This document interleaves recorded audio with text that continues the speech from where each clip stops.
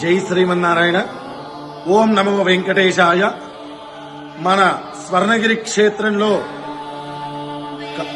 అఖిలాండ కోటి బ్రహ్మాండ నాయకుడైనటువంటి స్వర్ణగిరి శ్రీ వెంకటేశ్వర స్వామి వారికి జ్యేష్ఠ మాసము, జ్యేష్ఠ నక్షత్రము, జ్యేష్ఠ పౌర్ణమిని పురస్కరించుకొని తేదీ 21/6/2024 శుక్రవారం నాడు విశేషంగా స్వామివారికి అష్టోత్తర శతఘటాభిషేకము 108 కలశాలతోటి విశేషంగా షోడశ ఉపచార సేవలతోటి స్వామివారికి రంగరంగ దివ్యంగా మహాక్షీర అభిషేక కార్యక్రమాన్ని మనం నిర్వహించుకోబోతున్నాము.